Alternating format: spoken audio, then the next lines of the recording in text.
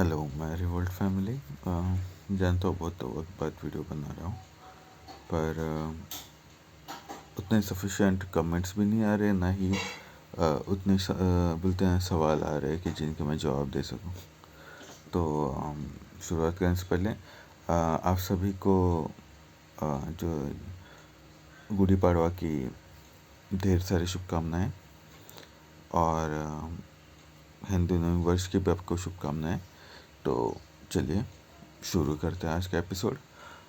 जी कुछ जो है मुझे अभी तक मैं जानता हूँ कि बहुत सारे कुछ सब्सक्राइबर है जिनको मैंने अब तक जवाब नहीं दिया। तो जैसे कि मैं कहा था कि मैं दूसरे बाइक के चार्जर से कैसे बाइक को चार्ज करना है, अब तक वो प्रॉब्लम ये है। तो देखिए, मेरा जो ओकिनावा का जो चार्जर है वो वर्किंग नहीं कर रहा है और मैं दूसरा कोई चार्जर अरेंज करने की कोशिश कर रहा हूँ, पर मिला नहीं।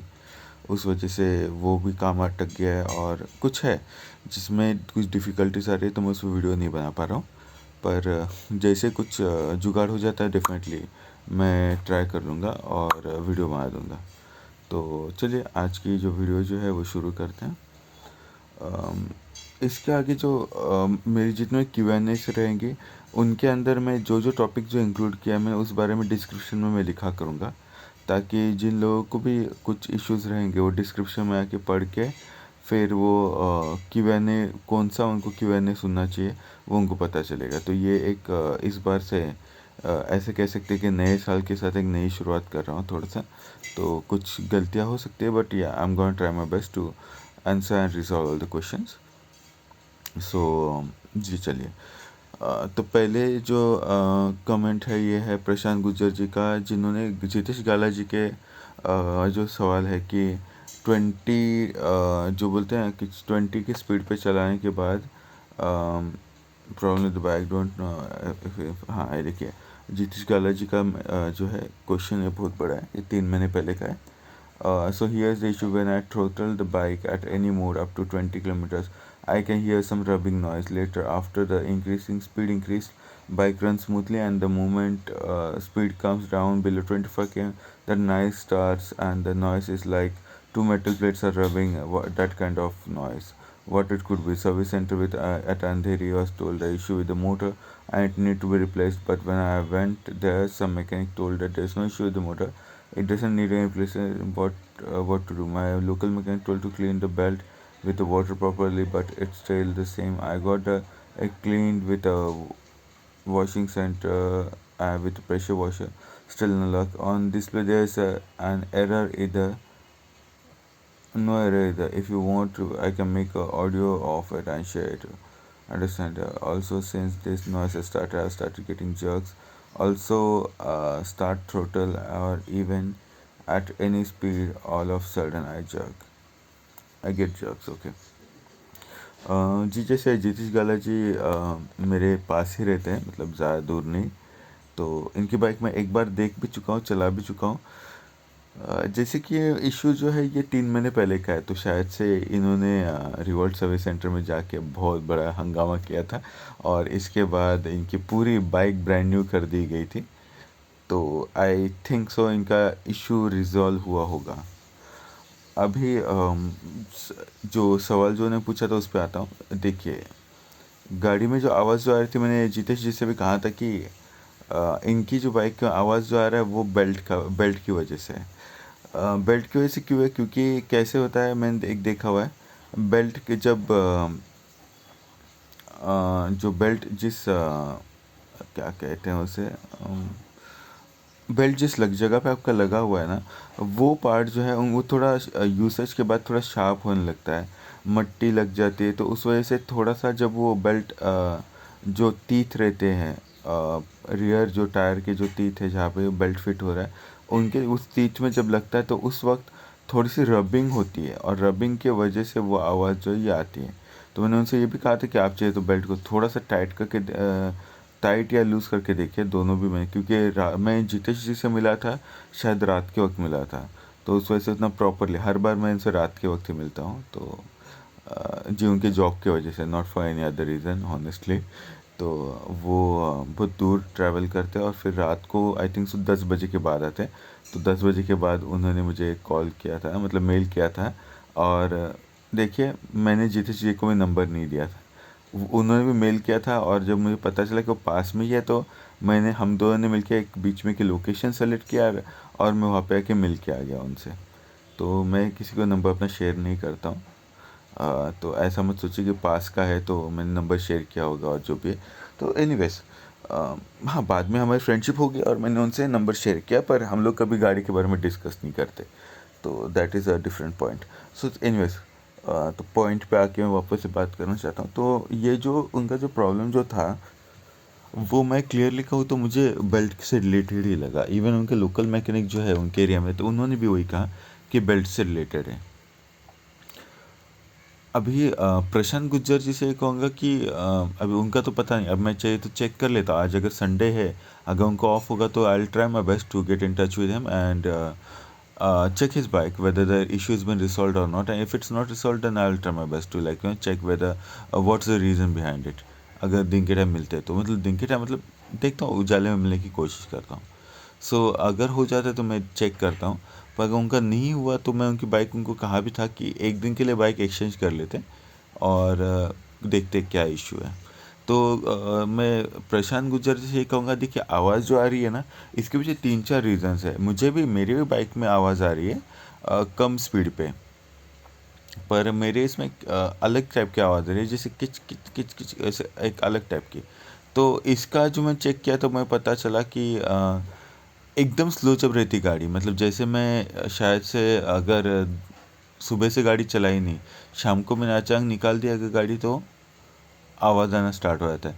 तो वो मुझे एक पहली बात तो सबसे मेजर जो रीज़न लग रहा है उसका, वो डिस्क पैड है। ब्रेक पैड जो उन पे डस्ट लग गई ना अगर, और डस्ट लगने के बाद जब मैं चला रहा हूँ तो आवाज़ मारना चालू कर रही है मेरी गाड़ी। तो इसलिए मुझे वो पहले एक सॉल्व करना है। तो वो मैं उसकी वीडियो तो बना चुका हूँ, तो वो एक ट्राई कर लीजिए आप। उसके बाद अगर फिर भी आपको इश्यू अगर आता है, ठीक है, तो फिर बेयरिंग का, ठीक है। बेल्ट का वैसा अजीब आवाज़ नहीं आता, बेल्ट का आपको समझ में आ जाएगा, एक वाइब्रेशन वाला आवाज़ आ जाएगा। तो वो अलग है। तो ठीक है, वो चाहिए तो मैं आज मेरे बाइक को देखता हूँ, अगर वॉश करके चेक कर लेता हूँ, हो गया तो ठीक है। पता चल जाएगा क्या है क्या नहीं। क्योंकि पहली बार मतलब ये ऐसा है कि रिवॉल्ट के साथ ही मुझे प्रॉब्लम आ रहे, मुझे कभी ओकिनावा प्रेस्केट में ये प्रॉब्लम तो नहीं है एटलीस्ट। ठीक है, तो चलिए सेकंड क्वेश्चन पे आते हैं। कार्तिक गरापति जी ने पूछा हुआ है, can you install Wintone horn on any or any other loud horn, please make the video. Yes, sure. Definitely, I'm gonna install it. But as I said, there's some pending work on my bike, and due to that, I have to take my bike regularly to a service center, and that's why I don't want to do any kind of modification where they will get any excuse to deny the service. So I'm really taking precautions about it. So let's see. But yeah, I'm planning to do that, cause even I'm bored with the same key kind of sound which is available in the bike, and it doesn't sound that good. I know, I can understand. सो जी हाँ, इनका ये था कि एक बड़ा horn या loud horn या जो भी है, कुछ अलग तरह का हॉर्न लगा के दिखाइए और वीडियो बनाइए। तो मैं डेफिनेटली वो लगाने वाला हूँ और उसका वीडियो भी बना दूंगा। बस अभी कुछ ही दिनों में मुझे सर्विस सेंटर जाना है, ये फ़िलहाल उस वजह से मैं ज़्यादा गाड़ी पे कुछ मॉडिफिकेशंस नहीं कर रहा हूँ, क्योंकि मेरी गाड़ी में बहुत काम पेंडिंग है अभी तक, जो मैं सर्विस सेंटर से कराना चाहता हूँ। क्योंकि ऑब्वियसली उनका काम है, मैं तो हूँ, बट जो भी है पार्ट्स अवेलेबल नहीं है वगैरह वगैरह, तो वो तो उनको ही करना पड़ेगा। तो मैं उनको बोला है, तो उस वजह से मैं एक्चुअली मॉडिफिकेशन के लिए रुका हुआ। पर जैसे ही वो काम हो जाएगा, मैं डेफिनेटली वीडियोस बना के बता दूंगा कि कैसे सिगरेट लाइटर चार्जर कैसे लगाना है या हॉर्न कैसे लगाना है, सब हर चीज़ कर दूंगा। डोंट वरी, वो बन जाएगी वीडियो। मेरे ख्याल से कुछ ही दिनों अभी रुक लीजिए, नेक्स्ट मंथ के अंदर ही मैं कर दूंगा, मतलब जो भी है। रिजवान अहमद जी का है, can take my bike to service centre, it's 300 kilometre from my place, both remotes are dead, I'm using the bypass method for driving the bike, service center hasn't provided me the remote yet, it's been 2 months, This is the reason I can take my bike to service center. Okay. Rizwan Ahmed ji, आपका ही problem नहीं है, बहुत सारा है। और अभी I think so immobiliser जो है वो उनका नया वाला आ चुका है, पर नया वाला इमोबलाइज़र का मैंने देखा है ज़्यादातर इशू आ रहे हैं, जबकि पुराने वाले जो कि जिनकी कीज़ रहेंगी, जैसे मेरी पुरानी कीज़ आप देखोगे तो आपको पता चलेगा कि बटन्स वगैरह बहुत ऊपर थे, तो वैसे अगर है तो उनका इमोबलाइज़र बहुत अच्छा चल रहा है, पर जिनका न्यू कीज़ वाला है वो इमोबलाइज़र बहुत प्रॉब्लम दे रहा है। आई डोंट नो क्या रीज़न है। ठीक है, बट आप तब तक डायरेक्ट बाईपास मेथड से ही चला लीजिए। I would recommend you that, cause no matter what, it's not going to create any kind of issue in your bike. So as long as you are able to use it and not able to get the remotes, I suggest you to follow that rather than keeping your bike somewhere and like not using it for some time. तो यही बात है, आप use किया कीजिए, कोई problem नहीं आएगा। Okay, Rizwan Ahmed ji. My combi brake left side brake cutoff switch is not working. Is there any way to resolve this problem without going to service center? Yes, sir. Actually, Mr. Rizwan, the brake cutoff switch, I have find a way to repair it, but it's not permanent. As I told in the previous videos, कि break cut off switch जो है वो repair करने का तरीका तो है, पर परमानेंट अभी तक कुछ नहीं मिला हुआ है, तो उस वजह से मैं उस पर वीडियो नहीं बनाया। पर इतनी ज़्यादा रिक्वेस्ट आ रही है, आई थिंक सो मुझे बनाना पड़ेगा अभी। पर प्रॉब्लम ये है कि मेरी जो बाइक जो है उसका brake cut off switch perfectly working condition है, तो वो कैसे रिपेयर करूँ? तो इसलिए अगर किसी बंदे का जो नवी मुंबई में है, ब्रेक कट ऑफ स्विच अगर वर्क नहीं कर रहा है और उनको अगर वो रिपेयर करवाना है, तो काइंडली मुझे कमेंट्स में बोल दीजिए। I am talking about the people who are from Navi Mumbai. हाँ प्लीज़, लाइक मुंबई दूर हो जाता है थोड़ा, मुंबई भी चल जाएगा। Like if I am going to visit a service centre, then I will like visit the place also. अगर वैसा होता है तो मैं ज़रूर आपकी हेल्प करूँगा। तो तब तक के लिए कोई होगा जो पास में रहता है, तो वर्क करना चाहते हैं, तो वो मुझे बोल सकते हैं और मैं उनको करके दूंगा रिपेयर, कोई प्रॉब्लम नहीं, और वीडियो भी बना लूँगा शायद से। Okay, getting error 96. I have tried what you told me in your error video. Please provide. Is there any other solution for error 96? Error 96 के लिए सॉल्यूशन ना, मैं परमानेंटली एरर 96 जो फिक्स कर दिया। जैसे मैंने कहा हुआ है उसी तरह आप ड्राइव कीजिए। ब्रेक कट ऑफ स्विच का जो है ध्यान रखिए, मोटर पे लोड मत आने दीजिए। और दूसरी बात क्या कीजिए, आपका जो बैटरी प्लग जो है उसे निकालिए, प्लग को लेके साफ़ कर लीजिए, या फिर पॉसिबल है तो बैटरी स्वैप कर दीजिए, सबसे बेस्ट यही रहेगा। बैटरी स्वैप कर लीजिए, आपका एरर 96 सॉल्व हो जाएगा। पर इतना याद रखिए, ब्रेक दबाने से पहले, जब तक आपका ब्रेक कट ऑफ स्विच जो है वो ठीक नहीं होता, तब तक ब्रेक दबाने से पहले आपको थ्रोटल पूरा रिलीज़ करना है, उसके बाद ही आपको जो है ब्रेक दबाना है।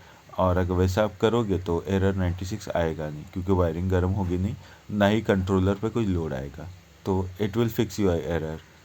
पर फिर भी मैं इतना ही कहूँगा, ब्रेक कट ऑफ स्विच जो है वो लगा लीजिए, मीन्स आपको लाइफ में कभी प्रॉब्लम आएगा नहीं। और ब्रेक कट ऑफ स्विच लगाने के बाद आपको जो है कंपलसरी बैटरी स्वैप कर लीजिए, वो एक बहुत अच्छा रहेगा आपके लिए। ठीक है, जानता हूँ सर्विस सेंटर आपके लोकेशन से दूर है, बट करना तो पड़ेगा या अभी क्या करें।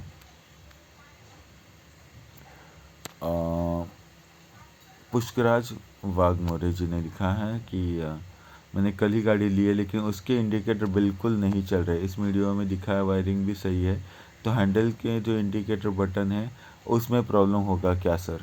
जी हाँ, हैंडल में जो बटन है उसमें प्रॉब्लम हो सकता है।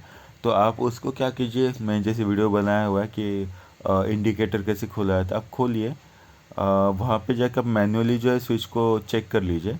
आई थिंक से प्रॉब्लम सॉल्व हो जाएगा आपका। अगर नहीं हुआ तो बताइए, मैं और ज़्यादा डीप जाने की कोशिश करूँगा।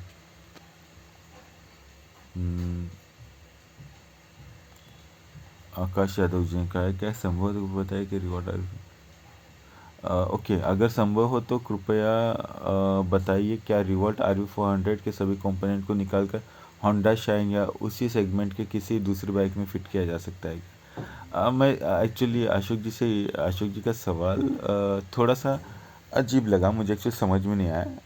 पहली बात तो ये आप करना क्या चाहते हैं, मैं वो समझ नहीं पाया। क्या आप अपनी मैं एज्यूम करता हूँ कि आपके पास होंडा शाइन है, तो आप क्या ये कहना चाहते हैं कि मैं होंडा शाइन को RV400 बनाना चाहता हूँ, मतलब इलेक्ट्रिक बाइक इन शॉर्ट बनाना चाहते हैं। RV400 के पार्ट्स लेके आप होंडा शाइन को आप इलेक्ट्रिक बाइक बनाना चाहते हैं। तो अगर आपका है तो ऐसा नहीं है कि नहीं कर सकते हैं। एक्चुअली बहुत ज़्यादा ऑप्शन है आपका। RV400 पे मत आप लटके रहिए।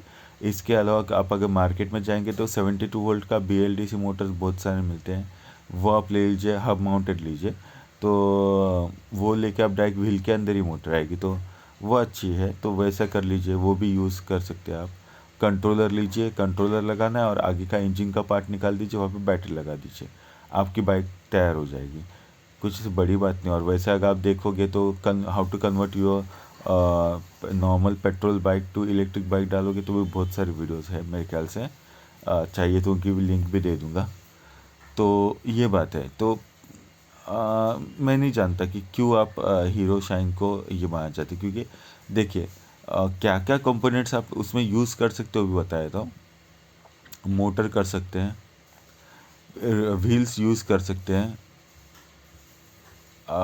कंट्रोलर यूज़ कर पाएंगे। बैटरी नहीं यूज़ कर पाओगे, क्योंकि बैटरी के लिए आपको पूरा फ्यूल टैंक तक पूरा निकालना पड़ेगा। चेसी को थोड़ा सा आपको वाइड करना पड़ेगा तोड़ के, तो वो नहीं हो पाएगा। तो आप सिर्फ मोटर और कंट्रोलर यूज़ कर पाओगे, और बाकी जो नॉर्मल इलेक्ट्रिक जो कंपोनेंट्स है जैसे कि थ्रोटल, इंडिकेटर्स वगैरह, कुछ कुछ चीज़ें जो वो यूज़ कर पाओगे। पर बैटरी, आपको ये बैटरी उसमें यूज़ नहीं होगी। तो बैटरी सबसे महंगी चीज़ है फ़िलहाल तो ई बाइक में, तो वो आप नहीं कर पाओगे। अगर आप हाँ, मुझे पता है आप ये क्यों कह रहे हैं। शायद आप RV400 की जो बिल्ड क्वालिटी है उससे सेटिस्फाइड नहीं है शायद से, इसलिए आप हीरो शाइन वगैरह में उसके पार्ट्स वगैरह जो है वो इंस्टॉल करना चाहते हैं। तो नहीं, देखिए वो बहुत ज़्यादा महंगा पड़ जाएगा आपको, क्योंकि आप अगर नॉर्मल पेट्रोल बाइक को अगर EV में कन्वर्ट करने जाते हैं तो भी बहुत ज़ोरदार खर्चा आता है। कम से कम फिर भी मेरे ख्याल से कम से कम की बात कर रहा हूँ मैं, 80,000 तक खर्चा आ जाता है, 70 से 80,000 तक जाता है। डिपेंड है ऊपर से आपकी बैटरी आप कौन सी यूज़ करते हैं वगैरह वगैरह। तो पूरी तरह से मैं यही कहूँगा कि थोड़ा खर्चे का है, तो पता है, तो मैं ये उतना रेकमेंड नहीं करूँगा। पर फिर भी सीखने के लिए अच्छा है, आप अगर चाहते हैं तो ठीक है, पूछ लीजिए, मैं जवाब दे दूँगा। तो ओके, प्रशांत भोईर, ओके, प्रशांत भोईर जी ने पूछा है कि एरो 96 आता है तो आप बोले वैसे क्या किया, गाड़ी कब स्टार्ट करूं। जी, आप एरो 96 आ रहा है तो देखिए आप गाड़ी चला सकते हैं। बस इतना आपको प्रिकॉशन लेना है कि जब भी आप ब्रेक जब दबाने वाले हैं तो उससे पहले ही आपको एक्सीलेटर पूरा छोड़ देना है। सेकंड थिंग ये है कि आपको थर्ड मोड पे जाना ही नहीं है और थर्ड मोड पे आपको ब्रेक दबाना ही नहीं है। फर्स्ट मोड पे आके ही ब्रेक दबाना है, और याद रखना है कि कौन सा आपका brake cut off switch okay है। तो जो भी आपका ब्रेक कट ऑफ स्विच, मतलब मे बी लेफ्ट साइड का या राइट साइड का, जो भी ब्रेक कट ऑफ स्विच जो है ओके आपका, वो कट ऑफ स्विच जो है, मतलब बाई चांस अगर आपका लेफ्ट साइड का ब्रेक कट ऑफ स्विच अगर ख़राब है पर आपका राइट साइड का अगर ओके है, तो आपको क्या करना पड़ेगा। पहले आपको और बेटर एक्सप्लेन करता हूँ मैं। ऐसा सोचिए कि आपका ब्रेक जो है, ब्रेक कट ऑफ स्विच जो है वो ख़राब है, वो है लेफ़्ट साइड का। लेफ़्ट साइड का मतलब पीछे का आ गया, ठीक है। रियर ब्रेक जो है वो आपका ख़राब है, पर फ्रंट ब्रेक स्विच जो राइट साइड में है वो आपका ओके है।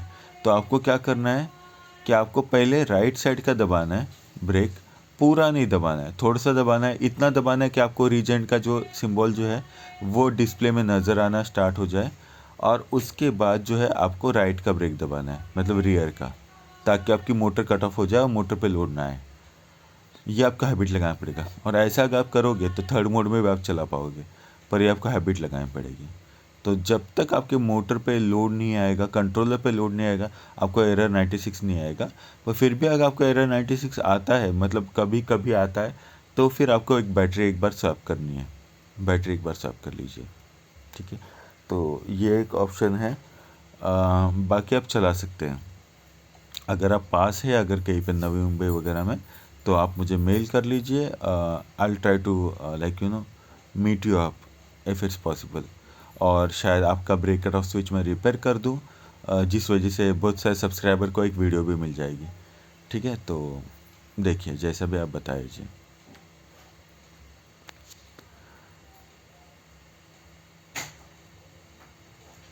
चंदन सिंह ने कहा सीरियसली बहुत ज़बरदस्त वीडियो है, थैंक यू वेरी मच। आपको मेरी वीडियोस अच्छी लगी सच में। ओके, यूनुस बेग जी ने लिखा हुआ है, I am from 230 kilometre away from showroom, ले लो अच्छी बाइक है। ओके, ओके, हाँ, यूनुस बेग जी ने और पूछा है, सर रिवॉल्ट के लिए स्टेबलाइज़र यूज़ करना ज़रूरी है या नहीं, इस बारे में प्रॉपर आंसर दीजिए। अगर करना है तो किस सिचुएशन में करना है, और कौन और कंपनी में क्यों रिकमेंड नहीं किया स्टेबलाइज़र, और करना है तो आउटसाइड रोड पर कैसे करें, अगर ज़रूरत नहीं हुई तो ग्राउंड अर्थिंग ठीक है तो क्या ज़रूरी है स्टेबलाइज़र। ओके, आपने जो सवाल जो पूछा है ये बहुत अच्छा सवाल लगा मुझे, क्योंकि किसने पूछा नहीं, पर बहुत इम्पोर्टेंट सवाल है। तो आपके सवाल सच में यूनुस जी, आपके बहुत इंटरेस्टिंग रहते सवाल। अच्छा लगा मुझे आपका मतलब इंटरेस्ट लेते हैं। तो एनीवे सवाल पे आता हूँ, सॉरी। तो यूनुस जी देखिए, पहली बात तो स्टेबलाइज़र यूज़ करना कंपलसरी ज़रूरी नहीं है, ठीक है। पर मैंने देखा हुआ है बहुत सारी जगह पे कैसा होता है कि वोल्टेज जो है नॉर्मली ओके रहता है, पर कभी किसी ने अगर बाजू में एसी लगा ली या फिर कहीं पे कुछ ऐसा हो जाता है, तो इसमें क्या होता है, जैसे एसी वगैरह ट्रिप हो जाती है तो पूरे एम्पेयर खींच लेते हैं एक झटके में। तो एक सेकंड भी नहीं रहता, एक्चुअली हाफ सेकंड के लिए आपका जो है वोल्टेज ड्रॉप हो जाएगा और वो आ जाएगा 115 पे, 115 या 130 पे नॉर्मली आ जाता है, ठीक है। क्योंकि एसी जो है नॉर्मली 8 एम्पेयर तक तो ड्रॉ कर ही लेती है, ठीक है। 8 एम्पेयर से लेके मतलब अगर आपकी अच्छी एसी रही तो 8, या फिर अगर आपकी एसी पुरानी है 1.5 टन की है तो 10 एम्पेयर से लेके 12 एम्पेयर तक ड्रॉ कर लेती है, जो कि बहुत ज़्यादा है। तो उतना आपका वोल्टेज ड्रॉप हो जाता है। तो उन सिनारियों में जो है एक सेकेंड के लिए आपका स्टेबल ये जो है चार्जर वो बंद हो जाएगा और फिर से आएगा।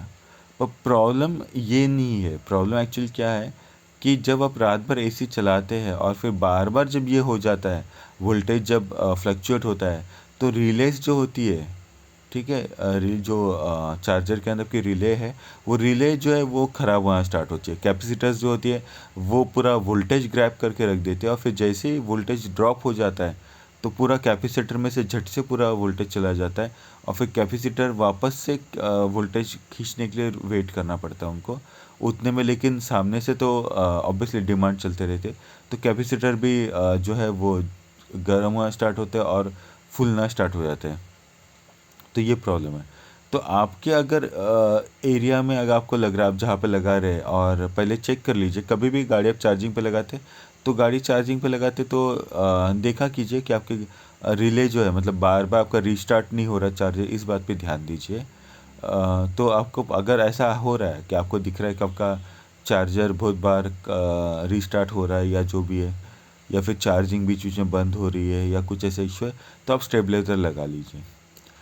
दूसरी बात यह है कि अर्थिंग, देखिए अर्थिंग का सच कहूँ तो कहीं पे कंपलसरी नहीं है अर्थिंग का, क्योंकि मैंने खुद चेक किया हुआ है।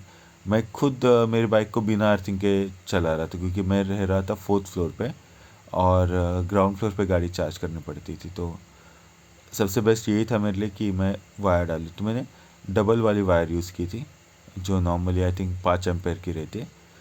प्रॉपर चल रहा था, कुछ प्रॉब्लम नहीं था। बस इतना ही है कि कभी कभी हाथ जब लगाता है चार्जर को, जहाँ पे पेंट नहीं है वहाँ पे गुदगुदी फील होती थी, एकदम हल्का सा माइनर सा बोलते हैं करंट होता है। हल्का सा करंट है, तो वो करंट अगर आप मुझे पूछोगे तो कुछ 65 वोल्ट का रहेगा, 65 से 70 वोल्ट रहेगा। तो ऐसा जस्ट गुदगुदी फील होती है, पर करंट ऐसे कुछ ये नहीं, क्योंकि अगर 100 के ऊपर आया तो सुई चुभने जैसा करंट लगता है, तो वो एक अलग है। ये एकदम माइनर होता है, तो वैसा वाला आता था। गुदगुदी, या फिर आप टच करोगे चार्जर को तो आपको लगेगा चार्जर वाइब्रेट कर रहा है, तो वैसा होता है, तो वो करंट मिलता है। पर अगर आप अर्थिंग यूज़ करते हो तो अच्छी ही बात है, बुरी बात नहीं है। अ, और अगर फिर भी अगर आप बोलते हैं कि आपको अगर स्टेबलाइज़र यूज़ करना है तो कौन सा करना है, तो देखिए स्टेबलाइज़र आपको अगर यूज़ करना है तो मैं तो रेकमेंड करूँगा कि आप किसी भी जो नॉर्मल अप्लायंसेस के जो शॉप होते हैं वहाँ पे जाइए, और वहाँ पे उनको बोलिए रेफ्रिजरेटर जो होता है अपना फ्रिज, उसके लिए ये चाहिए, स्टेबलाइज़र चाहिए। क्योंकि नॉर्मल एक रेफ्रिजरेटर जितना एम्पेयर ड्रॉ करता है उतना ही ड्रॉ जो है ये चार्जर करता है। मैंने चार्जर का कैलकुलेट किया था, ये करीबन 3 एम्पेयर तक ड्रॉ करता है, जो कि उतना कुछ बड़ी बात नहीं है, पर फिर भी स्टेबलाइजर लगाएंगे तो अच्छी बात है। पर अगर आपके यहाँ पे वोल्टेज फ्लक्चुएशन नहीं होता, पर कुछ लोग के यहाँ पे जिनका होता है वो ले लीजिए। क्योंकि अभी जैसे मैंने बीच में भी एक कहा था कि एक सब्सक्राइबर था, उनको प्रॉब्लम ये आ रहा था कि वो चार्जिंग पे लगा रहे थे और उनका चार्जिंग नहीं हो रही थी, मतलब बार बार इश्यूज आ रहे थे। तो मैंने उनको बहुत उन्होंने वीडियोस देखी वगैरह, इवन मैंने उनसे बहुत सारे मेल्स पे बात भी की। तो वही बात थी कि मुझे पता चला कि उनका जो है वो वोल्टेज का इशू है, ठीक है, कि चार्जिंग नहीं हो रही, तो वही बात है, वोल्टेज का इशू हो जाता है कई बार। तो अगर आपका चार्जिंग वर्क प्रॉपर है तो ज़रूरत नहीं वैसे भी, ठीक है। और चार्जर की वारंटी जो है शायद 2 साल की है, तो 2 साल के अंदर आपको पता चल जाएगा क्या है प्रॉब्लम है आपके एरिया में। अगर प्रॉब्लम आ रहा है तो रिप्लेसमेंट के लिए जाना पड़ेगा, या फिर नहीं अगर, तो ठीक है, मैं वीडियो बनाने वाला हूँ वैसे भी, किसी दूसरे चार्जर से रिवॉल्ट को कैसे चार्ज करें उस पर, तो हो जाएगा। ओके, यूनिस जी का ही है। नाइस वीडियो से आंसर मस्ट। इसमें जो आपने बताया डायरेक्ट बैटरी लगाने पर चार्जिंग शुरू ना हो और ग्रीन ब्लिंक करता है तो चार्ज ख़राब है, 90% चार्जेस। तो मेरे चार्ज में चार्ज नहीं कर रहा था दोनों पॉइंट पर मैंने 1 किलोमीटर गाड़ी रन की, फिर चार्जिंग लगाया तो दोनों पॉइंट पर चार्ज कर रहा है। तो अब बताओ कि इसमें क्या फ़ॉल्ट था। ऐसे मेरे साथ 2 बार हुआ है। 1 मिनट, आपने बताया लगाने पर चार्जिंग शुरू हो ना हो और ग्रीन लाइट ब्लिंक करती है तो चार्जर ख़राब है। Okay, 90% chances. तो मेरा चार्जर चार्ज नहीं कर रहा था दोनों पॉइंट पर। मैंने 1 किलोमीटर गाड़ी रन की, फिर चार्जिंग पे लगाया तो दोनों पॉइंट पर चार्ज कर रहा है। तो अब बताओ कि इसमें क्या फ़ॉल्ट है। देखिए यूनुस देखिए, ये जो आपने जो सवाल पूछा है वो मैं ज़रा मेरे सब्सक्राइबर्स के लिए एक एज अ प्रॉपरली एक्सप्लेन करना चाहता हूँ। कि जैसे मैं कहा था कि आप अगर नॉर्मली आपको चेक करना है कि आपकी बैटरी में फ़ॉल्ट है या चार्जर में फ़ॉल्ट है, तो उसका तरीका इस तरह है कि पहली बात तो जैसे बहुत सारे सब्सक्राइबर ने कहा था कि गाड़ी चार्जिंग पे लगा रहा हूँ तो ग्रीन लाइट मेरी ब्लिंक होते रहते पर गाड़ी चार्ज नहीं होती, ठीक है। या फिर वही वही नॉर्मली यही प्रॉब्लम आता है, तो क्या है। तो मैंने उनसे क्या कहा, आप चार्जर जो वायर है वो डायरेक्टली बैटरी पे लगा दीजिए।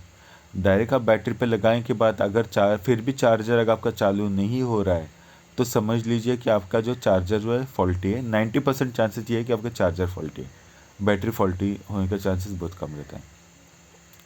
तो अभी ये तो है, पर यूनिस बेग जी का कैसा सीन हो गया कि इन्होंने पहले लगाया, डायरेक्ट बैटरी पे लगा दिया चार्जर, फिर भी चार्ज नहीं हो रही थी गाड़ी।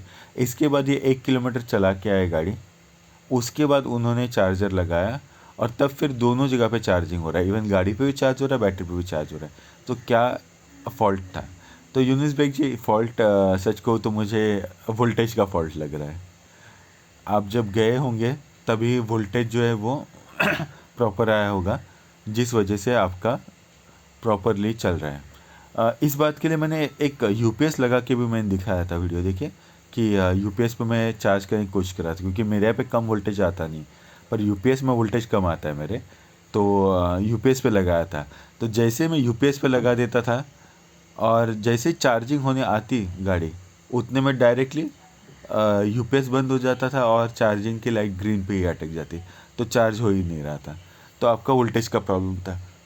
तो ना आपका चार्जर ख़राब है ना बैटरी ख़राब है, तो आपको आई थिंक से एक बार चार्जर को सॉरी यूपीएस आपको जो है ना, यूपीएस नहीं सॉरी स्टेबलाइज़र लगा के आपको चार्जर लगाना चाहिए। आपका प्रॉब्लम सॉल्व हो जाएगा। वही प्रॉब्लम है मुझे तो, मतलब 90% वही डाउट लग रहा है अभी। कृष्णा धुले जी ने कहा है, पूछा है कि इंडिकेटर फ्लैशर कहाँ होता है। इंडिकेटर फ्लैशर कहाँ होता है। ओके, 2 बार उन्होंने पूछा हुआ है कृष्णा धुले जी। जी हाँ, ठीक है। कृष्णा धुले जी, देखिए इंडिकेटर फ्लैशर जो है वो बहुत अंदर है। आपको फ्रंट का पूरा पार्ट खोल के टॉप बॉटम जो है वो खोलना पड़ेगा, वहाँ पे इंडिकेटर फ्लैशर है। मतलब स्टेयरिंग के पीछे साइड जो है, कंट्रोलर जो है उसके ऊपर के सेक्शन में मेरा इंडिकेटर फ्लैशर है। आपका वहीं पे कहीं पे होगा, ठीक है। पर आपको क्यों वो ढूंढना है मुझे पता नहीं, पर अगर आपको फिर भी इंडिकेटर फ्लैशर अगर बाई चांस आपका फॉल्टी है तो आप एक काम कर लीजिए। मतलब क्या रीज़न बताएंगे तो मैं आपको हेल्प कर सकता हूँ, तो आप ज़रा बताइए। क्रिस टाक जी ने पूछा है कि Revolt horn how much amp. जी देखिए, रिवोल्ट का जो है ये हॉर्न, ये नॉर्मली स्कूटी पेप में आता है। तो ये स्कूटी पेप के अंदर जो बैटरी आ रही है मेरे ख्याल से कुछ 5 एम्पेयर की आती है। तो आप पकड़ लीजिए 4 एम्पेयर से 5 एम्पेयर तक का है, मैक्स टू मैक्स, ठीक है।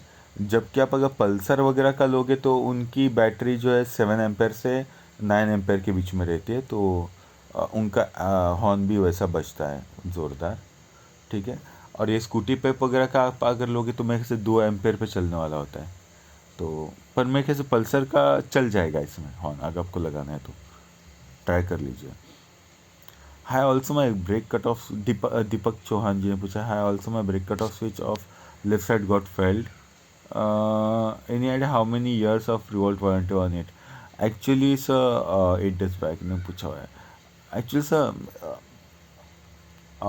वारंटी तो बाइक की जो है ये कुछ 5 years कहाँ गया है, ठीक। मतलब अगर आपने पहले ली है तो लेटेस्ट बाइक पे इनकी वारंटी मेरे ख्याल से 2 साल की है शायद से, ठीक है। तो ये है सिनारियो, पर वो आप मेरे ख्याल से सर्विस सेंटर से कंफर्म कर लीजिए आपके। पर प्रॉब्लम ये है कि पार्ट्स अवेलेबल नहीं है, तो वारंटी तो यूज़लेस है, क्योंकि पार्ट्स नहीं है तो क्या करें, ठीक है। तो देखते हैं, मैं ट्राई कर रहा हूँ मैं रिपेयर करने का। ब्रेक कट ऑफ स्विच का कुछ जुगाड़ चल रहा है। अगर कोई सब्सक्राइबर पास में रहता है जिनका ब्रेक कट ऑफ स्विच ख़राब है तो मुझे कांटेक्ट कर लीजिए, मेल कर लीजिए। I will try to meet you and try to solve your problem, ठीक है।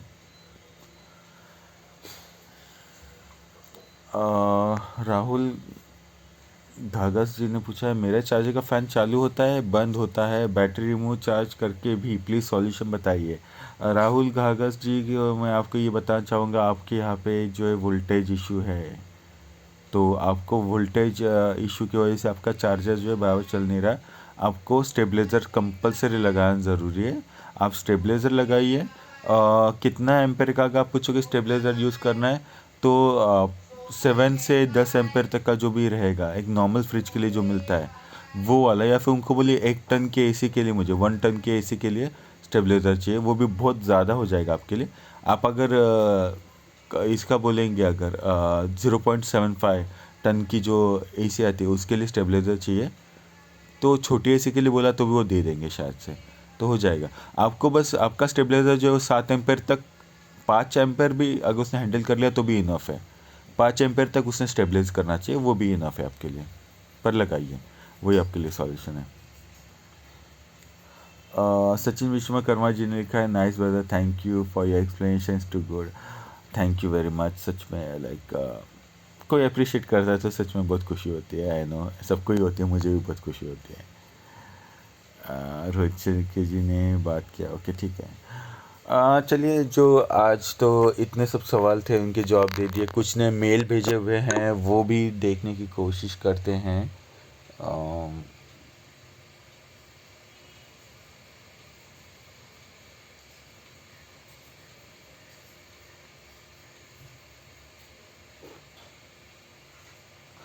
ये तो प्रशांत जी ने भेजा हुआ है, प्रशांत गुज्जर जी ने भेजा हुआ है। अम, दीपक जी का है। ओके, वायरिंग का था। ओके, मेल पे तो मुझे नहीं लग रहा कुछ ज़्यादा कुछ बचा है, मतलब है। पर उनका मेन इशू वही है कि नहीं जवाब दे पाऊँगा, क्योंकि कैसा हुआ, मेरे पास मैन पावर नहीं है पहली बात तो फ़िलहाल तो। ऐसा है कि बच्चे लोग की भी जो है एग्ज़ाम चल रही है, तो हमारे एरिया में जो छोटे बच्चे जो थे जिनके थ्रू मैं वीडियो बनाया करते थे बनाया करता था, उनकी भी एग्ज़ाम्स है, तो वो भी फ़िलहाल एग्ज़ाम की वजह से बिज़ी है, तो मुझे ठीक नहीं लगता उनको बुलाना। और गाड़ी पूरी खोलूँगा तो मैं ऑब्वियसली वायरिंग बीरिंग का पूरा वीडियो बनाने वाला हूँ, उसके लिए थोड़ा सा वक्त जाएगा। कुछ एक दो, हाँ सॉरी, मेल हाँ आया हुआ है। इंस्टाग्राम पे मुझे किसी ने मेल किया था, मैसेज किया था कि उनकी एरिया जो है, मतलब वो कंफ्यूज है कि पेट्रोल बाइक लिए या इलेक्ट्रिक बाइक लिए। सर्विस सेंटर उनके एरिया से 120 किलोमीटर के रेंज पे है, और जो है इसलिए उनको कंफ्यूज है कि वो कौन सी बाइक ले, इलेक्ट्रिक ले या नॉर्मल पेट्रोल बाइक लें। तो देखिए उनका नाम शायद मिलिंद है, जी हाँ, मिलिंद से। ओके, तो मिलिंद जी से ये कहना चाहूँगा कि नॉर्मली एक मिनट,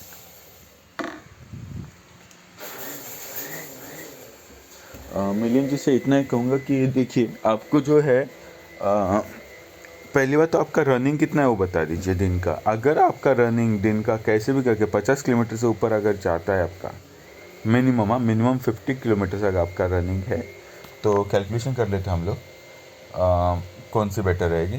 तो देखिए, अगर आपका दिन का अगर 50 किलोमीटर अगर है, ठीक है, 50 किलोमीटर है, तो मतलब आपका दिन का फ्यूल एक्सपेंस जो है वो जा रहा है आपके एरिया में पता नहीं, पर फिर भी मैं एज्यूम करता हूँ 110 का पकड़ लेते हैं, ठीक है, 110 का पकड़ लेते हैं पेट्रोल। तो दिन का आपका 110 रुपये लीटर है, तो आपका महीने का दिन का जाएगा कम से कम पकड़ लीजिए 50 किलोमीटर्स।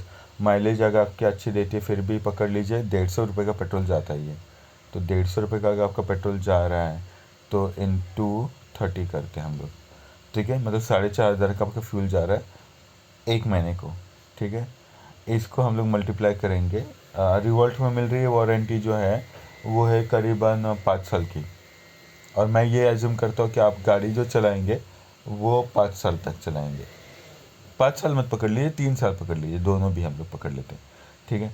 तो 3 साल तक पकड़ लेते हैं, तो 4,500 जो है महीने का, मैं उसको ही करेंगे, मतलब एक साल में आप 54,000 का आप पकड़ लेंगे, ठीक है, 54,000 पकड़ लेते हैं।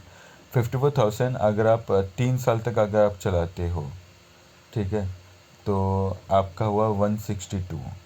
ओके, और गाड़ी का प्राइसिंग जो हुआ वो मैं पकड़ लेता हूँ आपका रफली 90,000 पकड़ लेता हूँ, ठीक है, 2.5 लाख। सर्विसिंग वगैरह जो है बाइक का वो अगर पकड़ेंगे सर्विसिंग का, फिर मैं कैसे एक साल में कैसे भी करके 5 साल तो जाता ही है, ठीक है, तो वो 15,000 और ऐड कर लेंगे हम लोग सर्विसिंग का। 5 साल आता ही है सर्विसिंग का, ऑयल चेंज वगैरह पकड़ के, एक साल का बात कर रहा हूँ मैं, 5,000 पकड़ लीजिए एवरेज। मेरी कैलकुलेशन 100% प्रॉपर नहीं है, तो प्लीज़ ये मत सोचे कि भाई आपने क्या बोला है, मैं तो 5,000 का सर्विसिंग नहीं कर रहा था, मैं तो 1,200 रुपये में करा देता हूँ या दुबे।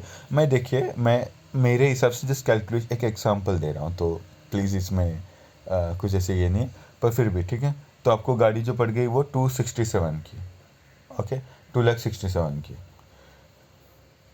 तो ये आपका इतना खर्च आएगा, ठीक है। लोन पे लेंगे तो समझो वो अलग बात है, ठीक है। अगर आपका मतलब दिन का अगर जो है रनिंग 50 किलोमीटर, और आप ये पकड़, ये इतना फिगर हम याद रखते हैं 267, ओके, हो गया। और आपको जो रिवॉल्ट जो पड़ रही है, रिवॉल्ट मैं एज्यूम करता हूँ आपको रिवॉल्ट पड़ रही है 1,35,000 की, ठीक है। इसके अंदर हम जो लाइट बिल जो पकड़ेंगे, लाइट बिल पकड़ेंगे हम लोग महीने का, पकड़ लीजिए अराउंड, मुझे तो मेरे ख्याल से मंथली 500 के आसपास आता होगा बिल, क्योंकि मेरी रनिंग बहुत ज़्यादा थी। तो 500 पकड़ लेते हैं, तो 500 135, तो 500 एक महीने का इंटू 12, 6,000 इंटू 3, 18,000, ठीक है, प्लस 135, तो रिवॉल्ट आपको पड़ रही है 153 की, 1,53,000। और आपको नॉर्मल फ्यूल वाली बाइक जो पड़ रही है वो है करीबन 2,67,000 की। अगर आपका पर डे का, अगर आपका रनिंग जो है 50 किलोमीटर्स या अबव है तो। पर अगर आपकी रनिंग, आप बोलोगे कि भाई मेरी रनिंग हार्डली, मतलब रोज़ की समझो कभी पकड़ो 5 किलोमीटर्स, कभी 10 किलोमीटर रहती है, ठीक है। अगर आपकी 20 किलोमीटर के अंदर, अगर आपकी डेली रनिंग अगर है 20 किलोमीटर के अंदर की, तो आपको रिवॉल्ट महंगी पड़ेगी। बेसिकली महंगी नहीं पड़ेगी, पर फिर भी आप पेट्रोल बाइक ले जो बेटर रहेगी, ठीक है। क्यों बेटर है कि ये भी बताता हूँ। बेटर इसलिए रहेगी कि आपका जो एरिया जो है 120 किलोमीटर्स दूर है, तो उसमें अगर आपका कुछ इशू आ जाता है तो आप पेट्रोल बाइक को इजीली कहीं पे भी रिपेयर करवा सकते हैं। टैंक फुल करके आप रख दीजिए गाड़ी को, जब चाहिए तब लेके जाइए, जो भी है। लॉन्ग रूट के लिए भी आप लेके जा सकते हैं, जो कि रिवॉल्ट को आप तक उतना नहीं पॉसिबल है, ठीक है। तो ये बातें, तो उस वजह से इस पर आप कैलकुलेशन कर सकते हैं। जिनकी इन शॉर्ट जो है ये जिनकी भी रनिंग अगर आपकी 150 किलोमीटर, सॉरी 150 नहीं, अगर आपकी 50 किलोमीटर्स या 50 किलोमीटर से ऊपर जा रही है, मतलब 20 किलोमीटर के ऊपर जो है, 35 से 40 किलोमीटर भी अगर हो गई ना, तो भी आपको रिवॉल्ट सस्ती पड़ेगी, ठीक है। तो अगर आपकी रनिंग अगर 45 किलोमीटर के ऊपर जा रही है तो रिवॉल्ट ले लीजिए, वो बेटर है, बहुत अच्छी पड़ेगी। इसके बाद जो है कुछ सब्सक्राइबर्स ने मुझे मेल किया था कि आज का आप ज़्यादा वीडियो नहीं बना रहे, तो देखिए उतने कमेंट्स आते नहीं हैं, तो हर कमेंट के लिए बस एक वीडियो बनाओ, एक कमेंट के लिए एक वीडियो बनाओ, वो उतना नहीं हो पाता। तो हाँ, जब ज़्यादा लाइक्स आएंगे, ज़्यादा सवाल आएंगे, ज़्यादा इश्यूज आएंगे, तो मैं ज़्यादा वीडियो बनाऊँगा। ज़्यादा वीडियो नहीं, मतलब रेगुलर बनाऊँगा। तो मैं, क्योंकि एक वीडियो के अंदर मैं ज़्यादा से ज़्यादा सवाल पूछने की कोशिश, जवाब देने की कोशिश करता हूँ, तो उतना हो जाता है, फिर भी ज़्यादा लेंदी तो नहीं हो रहा, पर ठीक है। तो इसलिए, तो ठीक है, आप पूछा कीजिए, मैं ज़रूर वीडियो बनाया करूँगा, ठीक है। तो तब तक के लिए मैं वीडियो अभी बंद कर रहा हूँ, और मतलब बंद नहीं कर रहा हूँ, वीडियोस मेरे आते ही रहेंगी। ज़रूर इश्यूज़, जैसे जैसे नए इश्यूज़ राइज होंगे वैसे मैं नया नया वीडियो बनाऊँगा। पर तब तक के लिए जी, ठीक है। आप सभी अपना ख्याल रखिए, और प्लीज़ ड्राइव सेफ। और फिर से एक बार हिंदुओं को नए साल की शुभकामनाएं। गुड़ी पड़वा की होके गई है, पर ठीक है। और मुस्लिम भाइयों को रमज़ान मुबारक, जो अभी आपका उपवास चालू होगा। और कोई अगर सब्सक्राइबर अगर पास रहता है तो अगर वो कांटेक्ट करना चाहे तो ओके, मैं उनकी गाड़ी चेक करना ज़रूर चाहूँगा, और हेल्प भी करूँगा अगर पॉसिबल हुआ तो, ठीक है। और बाकी लोगों का मैं कोशिश पूरा कर ही रहा हूँ। बहुत ज़्यादा वीडियोस बनानी मुझे, पर वेट कर रहा हूँ कि कुछ ऊपर वाला थोड़ा मदद करे, तो थोड़ा सपोर्ट बढ़ जाएगा, तो ऑब्वियसली मैं बना पाऊँगा, अच्छे और वीडियोस बना पाऊँगा। मुझे स्टैंड भी बनवाना है, पर थोड़ा सा है ज़रा इश्यूज़, और कैमरा पकड़ने के लिए भी कोई कैमरा मैन नहीं है, एडिटिंग के लिए भी कोई है नहीं, तो जितना हो रहा है उतना करूँगा। तो लेट्स से देखते हैं, ऊपर वाला जैसा करेगा वैसा ही मैं उस हिसाब से करूँगा।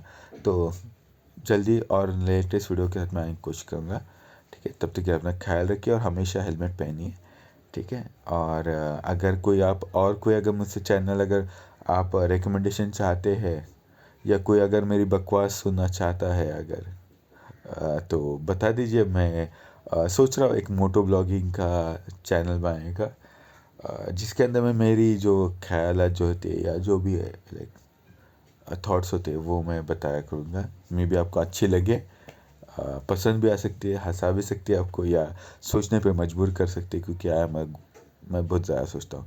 तो ठीक है, कुछ रहेगा आपका सजेशन तो प्लीज़ बताइए, ठीक है, मैं वेट करूँगा। तो चलिए फिर मिलते हैं जल्दी ही।